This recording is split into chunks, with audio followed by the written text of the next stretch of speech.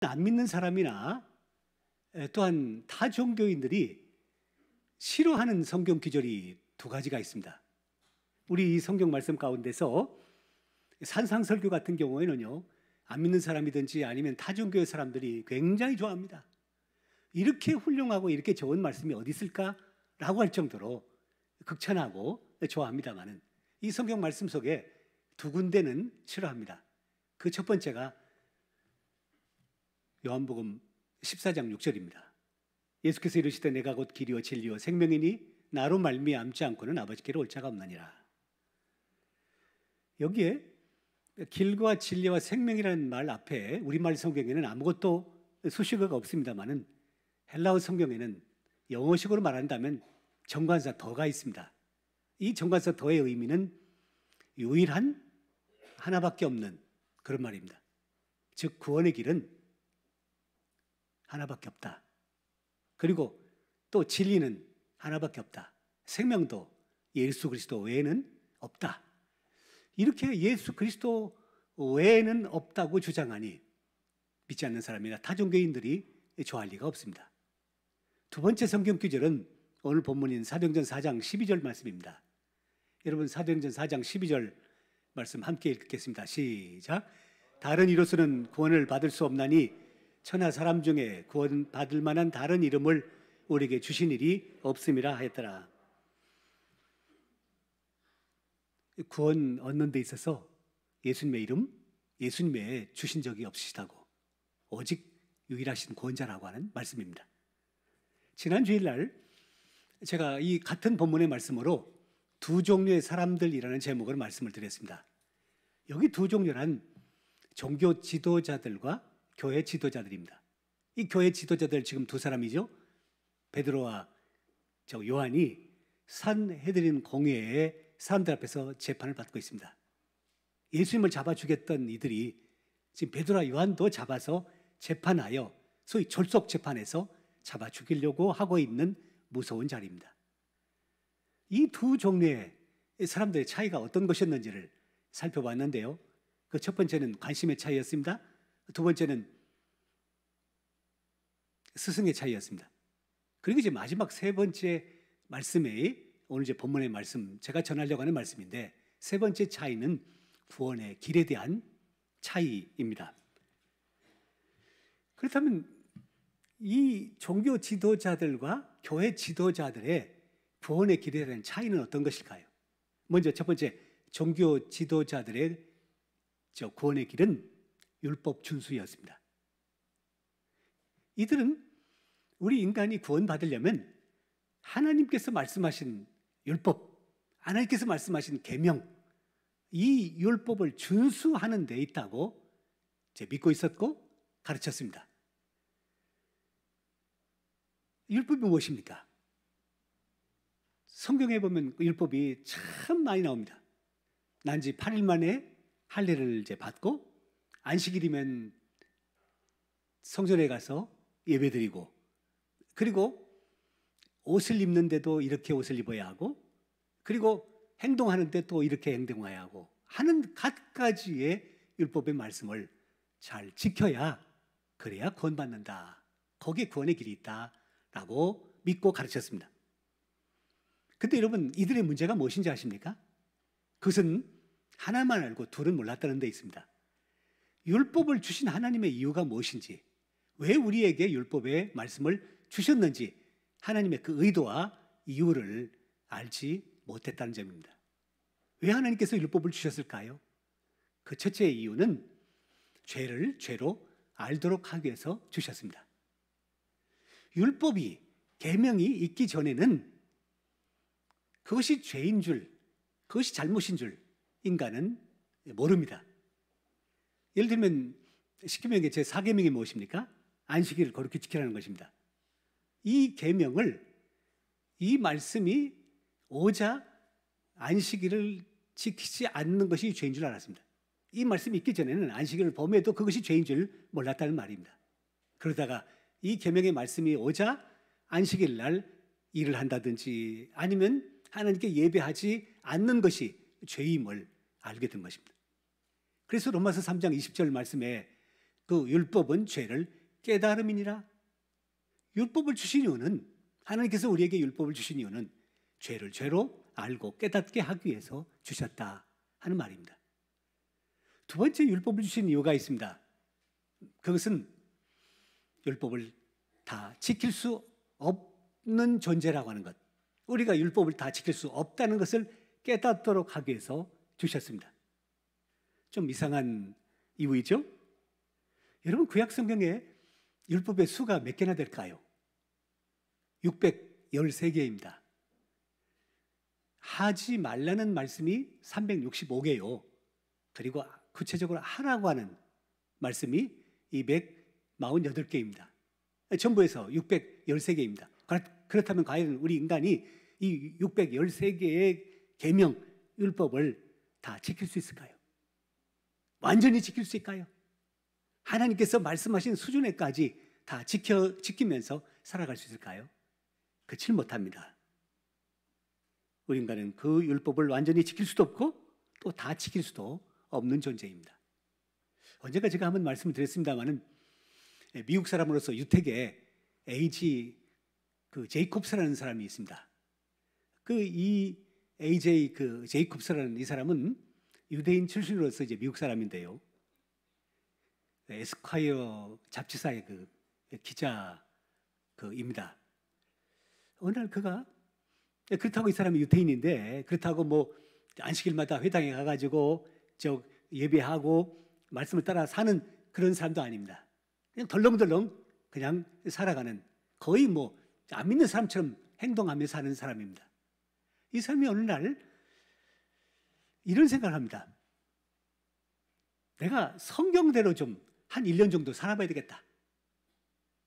그래서 성경대로 좀 1년 동안 살아보고 난 다음에 그가 느낀 점을 책에 썼는데, 그 책 제목이 미친 척하고 성경 말씀대로 살아본 1년이라고 하는 제목의 그 책입니다.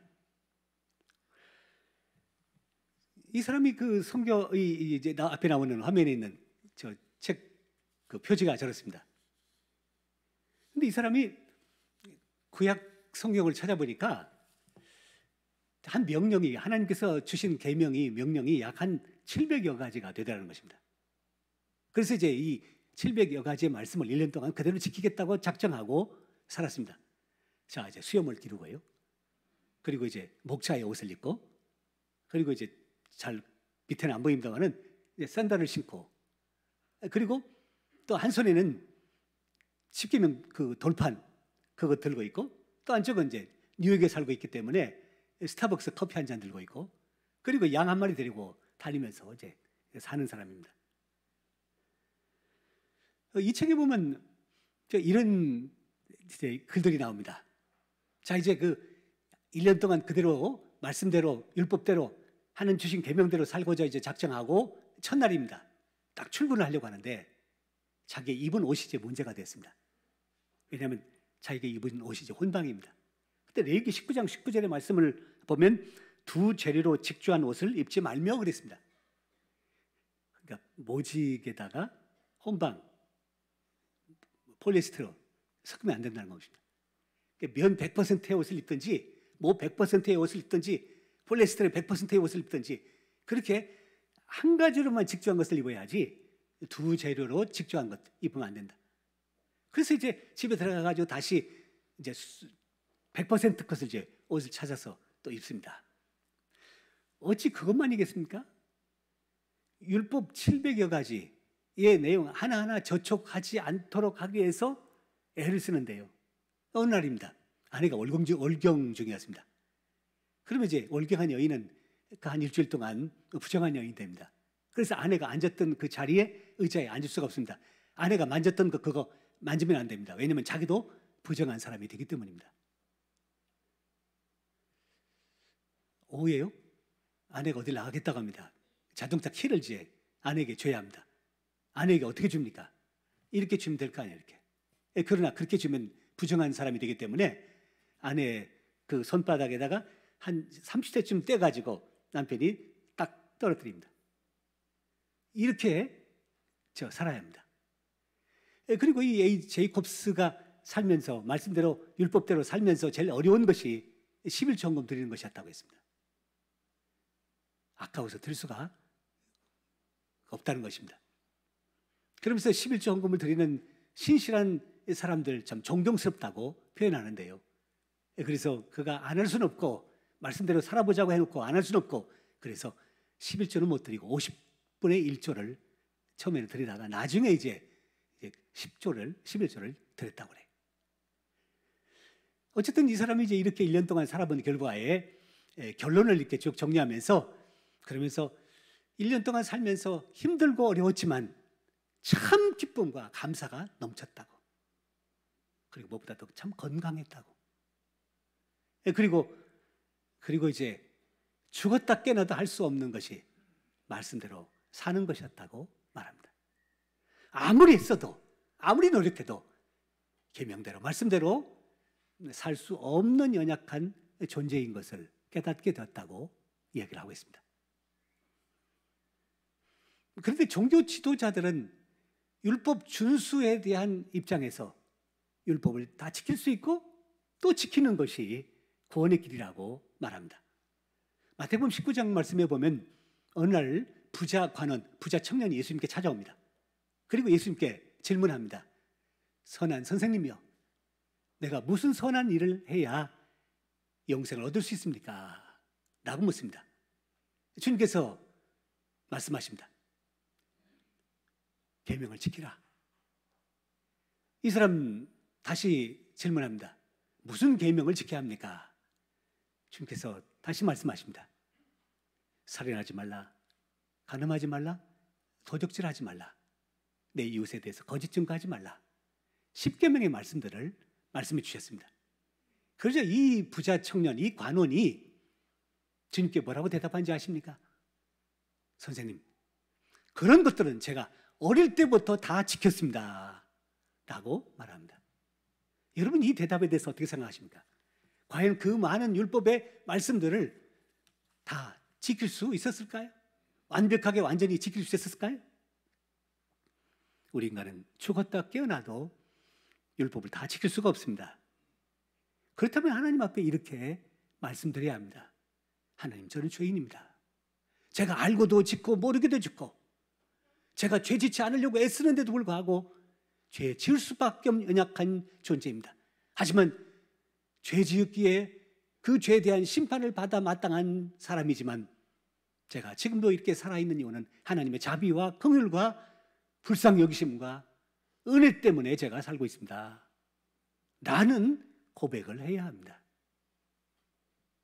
하지만 이들은 그런 고백을 하지 않았습니다. 율법을 지킬 수 있다고 말하고 그리고 율법 준수가 구원의 길이라고 말했습니다. 그러므로 이들에게는 구원의 길이 없었던 것입니다. 이제 두 번째 말씀입니다. 그러면 교회 지도자들의 구원의 길은 무엇입니까? 종교 지도자들의 구원의 길은 율법 준수에 있었다고 한다면 교회 지도자들의 구원의 길은 무엇입니까? 그것은 오직 예수입니다. 오늘 성경의 제목, 말씀의 제목이 오직 예수인데요. 오직 예수입니다. 12절 말씀을 다시 한번 읽을까요? 시작. 다른 이로서는 구원을 받을 수 없나니 천하 사람 중에 구원을 받을 만한 다른 이름을 우리에게 주신 일이 없음이라 하였더라. 베드로 사도는 지금 율법주의자들 앞에서요, 종교 지도자들 앞에서 율법 준수를 통해서는 구원받을 수 없고 오직 예수 그리스도를 통해서만이 구원받을 수 있다고 말하고 있습니다. 사도행전에 보면 설교가 많이 나옵니다. 베드로의 설교도 나오고 바울 사도의 설교도 나옵니다. 그리고 집사의 설교도 있습니다. 필립 집사의 설교도 있고 스데반 집사의 설교도 있습니다. 그런데 이런 사도들과 집사들의 설교를 종합해 보면 한 가지 공통점이면서 핵심이 무엇이냐면 예수 그리스도만이 유일한 우리의 구원자시다 하는 점입니다. 제가 사도행전에 있는 베드로와 바울 그리고 또 필립과 스데반 이분들의 설교를 지난 주간에 쭉 다 읽으면서 5가지로 요약을 했습니다. 정리한 5가지가 화면에 있는데요. 첫째, 하나님은 죄인인 우리 인간을 사랑하셨다. 여러분, 사람은 어떤 사람을 사랑합니까? 어떤 사람을 좋아합니까? 잘하는 사람을 좋아합니다. 그리고 또 선한 사람을 좋아합니다. 하지만 하나님은 당신을 반대하고 그리고 거역하고 그리고 죄를 짓고 하는 이 죄인을 사랑하신 분입니다. 둘째, 하나님은 우리를 구원하시기 위해서 독생자를 이 땅에 보내셨다. 셋째, 예수님은 우리의 죄를 짊어지시고 대신 짊어지시고 십자가에서 죽으셨다. 넷째, 예수님은 3일 만에 부활하셨다. 마지막 다섯 번째, 하나님 예수님께서 행하신 이 모든 것을 믿으면 구원받는다. 율법을 지킴으로 구원받는 것이 아니라 하나님께서 예수님께서 우리 위해서 행하신 그 일들을 믿으면 구원받는다. 이것이 바로 설교의 핵심 내용입니다. 다시 말씀드립니다. 종교 지도자들이 가르치는 구원의 길은 율법 준수에 있었습니다. 하지만 우리가 율법을 다 지킬 수 없기에, 그리고 율법을 완전히 지킬 수 없기에 행함을 통해서는 구원을 받을 수가 없습니다. 그래서 하나님께서는 우리의 구원을 위해서 새로운 길을 열어주셨는데 그것이 바로 믿음의 길입니다. 여러분, 앞서서 5가지의 말씀을 그대로 믿습니까? 그러면 여러분은 구원받은 하나님의 자녀이십니다. 하나님은 우리 스스로는 구원의 길을 우리가 걸어가고 그리고 거기에 도달할 수 없는 것을 아시기에 하나님께서, 예수님께서 우리 대신 그 모든 일들을 다 이루어 놓으시고 그리고 그것을 믿으라고 말씀하신 것입니다. 우리가 구원을 위해서 무엇을 할 수는 없어도 믿을 수는 있습니다. 율법 준수는 하지 못해도 예수님께서 행하신 일을 믿을 수는 있기 때문입니다. 이게 바로 복음입니다. 할 수 없는 것을 시키는 것은 율법입니다. 그러나 할 수 있는 것을 시키는 것은 복음입니다. 우리의 구원이 우리가 무엇을 행함으로 이루어지는 것이 아닙니다. 하나님께서, 예수님께서 우리의 구원을 위해서 다 해놓으신 것, 그것 믿으면 구원받습니다. 그래서 이것을 가리켜서 은혜라고 부르는 것입니다. 우리가 한 일에 대해서 무엇이 주어진다면 그것은 대가입니다. 하지만 우리가 할 수 없기에 하지 않았음에도 불구하고 그것이 우리 가운데 이루어졌다면 그것은 바로 은혜입니다. 우리의 구원이 하나님의 은혜로, 예수님의 은혜로 이루어진 것입니다. 우리는 죄를 지은 인간이기에 죄값을 받아야 합니다. 그 죄값이 무엇입니까? 그것은 바로 죽음입니다. 심판입니다. 하지만 우리를 사랑하시는 하나님께서 우리를 너무도 사랑하셔서 우리를 구원하시기 위해서 하나밖에 없는 예수님을 이 땅에 보내시고 그리고 그를 심판하시고 죄값을 그에게 물으셔서 마침내 우리를 구원해 주셨습니다. 이렇게 해서 구원받은 우리에 이제 우리가 평생 어떻게 살아야 할까요? 그 하나님과 예수님에게 감사하고 그리고 찬송하고 이제 그 주님의 마음, 하나님의 마음을 알고 그 마음에 따라 잘 살아가는 하나님의 사람들이 되어야 하는 것입니다. 예수 그리스도를 통한 구원의 길, 이것이 바로 교회 지도자들의 가르침입니다. 이것이 예수님의 말씀입니다. 마지막 세 번째 말씀을 이제 드립니다. 우리들은 이 종교다원주의 시대 속에서 살고 있습니다. 다시 말하면 다원주의 시대 속에서 우리가 살고 있는 존재입니다. 우리는 시대적으로 말한다고 한다면 현재 그 종교다원주의라는 그 경향성, 사조 속에서 살고 있습니다. 그걸 이제 그 포스트 모더니즘이라고 하는데요. 이 포스트 모더니즘이라고 하면, 포스트라는 말은 이제 후라는 말입니다. 모더니즘이라는 것은 근대주의입니다. 근대주의 이후란 말입니다.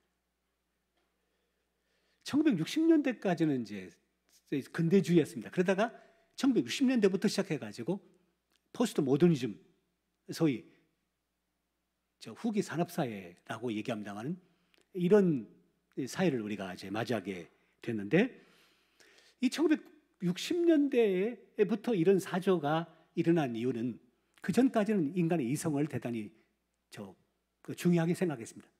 하지만 제1차, 2차 세계대전을 겪고 난 다음에 인간의 이성이라는 것이, 사람의 그 생각이라는 것이 얼마나 문제가 있는 것인가를 자각하고 나서 이제는 탈이성화라고 하는 입장에서 포스트 모더니즘이 생기게 됩니다. 그런데요, 이 포스트 모더니즘의 그 특징을 한 4가지로 정리한다고 한다면, 그 첫째는 상대주의입니다. 자, 지금까지 절대적인 것이 있었습니다. 하지만 이제는 절대적인 것이 아무것도 없고 다 모든 것이 상대적이라는 것입니다. 진리가 없습니다. 이제 가치도 이제 절대적인 것이 없습니다. 규범도 절대적인 것이 없습니다. 다 모든 것 다 상대적이라고 하는 상대주의가 첫 번째 특징입니다. 두 번째 특징은 다원주의입니다. 자, 다양성에 살기 때문에, 그래서 여러 다양한 것들이 존재하는 세상 가운데 우리가 살고 있다고 하는 생각입니다. 세 번째는 감성주의입니다. 그동안 이 모더니즘, 즉 이성 근대주의에서 이성을 중요시했는데, 이제 포스트 모더니즘으로 넘어오면서 이성보다는 감성에 더 의존하는 이 세상이 되었습니다. 그래서 여러분, 물건 이성적으로 만들어 가지고는 요즘 잘 팔리지 않습니다. 어떻게 만들어야 돼요? 감성적으로 만들어야 되고요. 감동을 주도록 만들어야, 그래야 물건이 팔립니다. 옛날에는요, 이성적으로 만들어야 팔렸습니다. 하지만 지금은 이제 그런 시대가 아니기 때문입니다. 마지막 네 번째는 관용주의입니다. 자, 다양성의 시대이기 때문에 절대적인 것이 없어지고 다 상대적인 것이니까 다른 사람의 곧 관용해야 합니다. 관용하지 않으면 살아갈 수가 없는 시대가 되어서, 그래서 네 번째 특징이 관용주의입니다. 그런데 이런 그 포스트 모더니즘은 원래 그 건축 쪽에서 시작됐다고 해요. 과거의 건축은요, 사각형의 획일적인 이제 건물을 지었잖아요. 다 이제 정사각, 직사각, 사각형으로 건물을 지었습니다. 그러다가 이제 시대가 바뀌면서 이제는 삼각형으로 짓기도 하고, 동그라미 원통으로 짓기도 하고, 그리고 뭐 삐죽하게 짓기도 하고, 뭐 별의별 스타일로 다 짓는 것이 바로 이런 경향성 때문입니다. 모든 것이 다 상대적이라고 주장하니 절대적인 것이 있을 수 없습니다. 다양성만이 존재하는 세상이 되었습니다. 다 자기 좋은 대로, 자기 취향대로, 자기 멋대로 살아가는 것이, 그것이 바른 것이라고 생각하고 주장하는 사회 속에서 우리가 살고 있습니다. 여러분, 동성애라고 하는 것이 바로 이런 사조, 이런 경향성에서 나온 것입니다. 과거의 결혼은 무엇입니까? 물론 지금도 결혼은 그것입니다만, 한 남자와 한 여자가 만나 결합하는 것이 결혼입니다. 하지만 지금은요, 그런 과거의 규범, 진리, 가치 다 무너졌기 때문에 개성대로, 자기 취향대로 살면 된다고 하기 때문에 동성끼리도 살고 3명이 살기도 하고 4명이 살기도 하는 이런 죄악의 세상이 되고 말았습니다. 이런 바람은 종교계에도 불었습니다. 그래서 구원은 기독교에만 있는 것이 아니라 타 종교에도 있다고 주장합니다. 그래서 기독교에만 구원이 있다고 말하면 배타적이라고 하고 독선적이라고 하고 관용이 전혀 없는 이 사회를 역행하는 존재라고 말하고 있습니다. 자, 다시 원점으로 가겠습니다.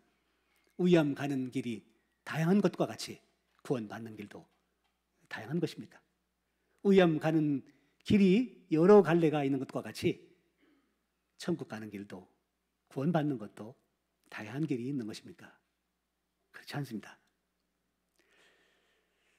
기독교 변증학자 이 시대에 두 사람을 꼽으러 간다면, 한 사람은 여러분 아마 잘 아실 사람입니다. C.S. 루이스라는 사람이 있고요. C.S. 루이스. 또 한 사람은 제가 지금 소개하려고 하는 인도 출신의 미국인입니다. 라비 제커라이어스라는 사람입니다. 화면에 있는데요. 인도 사람 같이 보이죠? 이 사람입니다. 이 사람은 인도 출신인데 인도에는 소위 신분 계급 있잖아요. 카스트 제도가 있습니다. 그중에 제일 그 1등급의 출신에서 태어났습니다. 그리고 그의 아버지는 부자였습니다. 그리고 높은 지위의 사람이었습니다. 부유하게 살았습니다. 요즘식으로 말한다고 한다면 그는 금수저 출신입니다. 자, 부족함이 없기 때문에 행복한 삶을 살아야 합니다. 그리고 모든 것이 다 충족되기 때문에 불안이 없어야 합니다. 하지만 그는 그럼에도 불구하고 그의 삶에는 만족이 없고 공허했습니다. 그가 믿는 힌두교 교리는 역시 그의 마음의 공허함을 채워줄 수가 없었습니다. 그래서 그가 17살 때 극단적인 선택을 합니다. 조용히 역사의 무대에서 사라지는 것이 자기 가족과 가문에게 유익이 되겠다고 생각해서 자살합니다. 하지만 다행히 미수에 그칩니다. 병원에 실려갔습니다. 병원에서 치료받는 동안에 2년 전에 그가 있었던 한 일을 생각해냅니다. 그것은 바로 2년 전에 어느 기독교 집회에 참석했었다가 그때 그 강사님이 요한복음 14장 6절의 말씀을 전한 그것이 생각났습니다. 내가 곧 길이요 진리요 생명이니 나로 말미암지 않고는 아버지께로 올 자가 없느니라. 그 말씀이 생각이 나고 그리고 그 말씀 앞에 그 예수님에게 자기의 생을 맡기는 걸로 그가 다짐을 하게 됩니다. 그래서 침상에서 내려와서 바닥에 무릎 꿇고 예수님 나를 받아주십시오. 예수님이 나의 길 되시고 예수님이 나의 생명 되시고 예수님 나의 진리가 되십니다. 그저 두 가지 변화가 그에게 있게 됩니다. 첫째는 그동안에 그에게 참 만족이 없었고 공허한 그가 이제는 참 만족과 그리고 희열 가운데 있게 됩니다. 시간이 지날수록 그 강도는 더해갑니다. 그리고 두 번째, 그것은 허무주의로 그동안 살아왔는데 이제는 자기의 사명이 무엇인지를 깨닫게 되었습니다. 그것은 바로 11억쯤 되는 인도 인구, 그것도 3억 3천이라고 하는 인도의 그 신들, 그 가운데 있는 사람들에게, 방황하는 사람들에게 오직 예수만이 참 진리요 구원자이심을 증거하는 일이라고 그의 사명을 깨닫게 됩니다. 3년 뒤인 그가 20세 때 그의 가족들이 다 미국으로, 카나다로 이민을 갑니다. 그리고 이제 미국으로 내려옵니다. 그리고 그가 휴스턴 대학에서 법학 박사 학위를 받습니다. 그리고 트리니티 신학대학에서 신학 박사 학위를 받습니다. 그리고 영국에 가서 또 공부하고 케임브리지 대학에서 개건 교수가 됩니다. 그리고 이제 그가 인도만이 아니라 전 세계를 다니면서 방황하는 여러 신들 사이에서 무엇이 참신인지를 모르고 방황하는 많은 사람들을 우리 주님께 인도하는 사람이 되었습니다. 그러면서 그가 쓴 책, 제가 한 3분의 2 정도 읽었는데요. 바로 그 왼쪽에 있는 그 책입니다. 2018년도에 제가 산 책인데, 근데 다시 찾아보니까 2020년도 두 번째 책이 또 나왔더군요. 오직 예수 두 번째 책이 나왔는데요. 이 첫 번째 책, 이 책 원제가 뭐냐면 Jesus Among Other Gods입니다. 다른 신들 중에서 예수님, 여러 신들 가운데서 참 신이신 예수님, 뭐 이런 의미입니다. 그가 이 책에서 말합니다. 많은 사람이 이렇게 주장합니다. 종교는 근본적으로 똑같지만 겉보기만 다르게 보일 뿐입니다. No! 아닙니다. 모든 종교는 근본적으로 다릅니다. 겉보기에만 비슷하게 보일 뿐입니다. 그렇게 말하면서 그가 변증적으로, 실증적으로, 이성적으로, 과학적으로 예수 그리스도만이 유일한 구원자임을 증명합니다. 보십시오. 종교가 다 같이 보이지만 다르다는 것입니다. 불교는 본질적으로 무신론이고, 힌두교는 범신론이고, 이슬람교는 비인격적인 유일신론이고, 기독교는 인격적 유일신론이라고 말할 수 있습니다. 종교 다원주의에 세상에서 최고의 덕목은 관용입니다. 왜냐하면 절대가 없어지고 다 상대화됐기 때문입니다. 그래서 서로의 신앙, 서로의 가치, 서로의 믿음에 대한 그 존중이 필요한 것, 그래서 관용이 우리 21세기 포스트 모더니즘의 가장 최고의 미덕이 바로 관용이라고 말합니다. 하지만 오늘날 이 상대주의는 진리를 상대화시키므로 관용은 선택했지만 진리는 버리고 말았습니다. 나비의 호소입니다. 화면 보실래요? 나비의 호소입니다. 화면 보십시오. 내가 만든 신을 믿을 것인가? 아니면 나를 만드신 하나님을 믿을 것인가? 모든 종교는 사람이 만든 것이지만 기독교, 하나님이 우리를 만드시고 그래서 나를 만드신 하나님을 믿음으로 살아가야 한다고 말합니다. 여러분, 이 라비 제커라이어스의 오직 예수라는 책을 좀 읽어보시고요. 그리고 이제 책을 읽지 않으신다고 한다면 인터넷에 들어가시면 이 라비 제커라이어스의 강의가 몇 편 나와 있습니다. 근데 크게 어렵지 않고 들을 수 있는 강의인데요. 정말 좋은 강의입니다. 제가 인터넷에 나오는 강의들 별로 권하는 생각이 별로 없는 사람입니다. 왜냐하면 하도 많은 것이 있기 때문입니다. 하지만 이분의 강의는 들을 만한 좋은 강의입니다. 사랑하는 성도 여러분, 우리는 절대적인 것은 없고 다 상대적인 것만 있다고 주장하는 세상 속에 살고 있습니다. 그렇게 기독교에만 구원이 있다고 하면 독선적이고 배타적이라는 말 듣습니다. 하지만 그럼에도 불구하고 진리를 고수하고 절대적인 가치를 수호해야 합니다. 하지만 여타의 상대적인 것들에 대해서는 한없이 관용해야 합니다. 절대적인 것도 주장하고 상대적인 것도 주장해서는 설득력이 없습니다. 예수님만이 우리의 유일한 구원자라고 주장하면 나머지 상대적인 것들은 양보하고 배려하고 포기해야 합니다. 그때 우리의 신앙이 빛나는 법입니다. 이제 절대적인 신앙과 가치에 대해서는 고집스럽게 지키시고 상대적인 것들에 대해서는 한없이 양보하고 배려하고 관용함으로 참 신앙의 삶을 살아가는 우리 매매 성도들 되시기를 주님의 이름으로 바랍니다.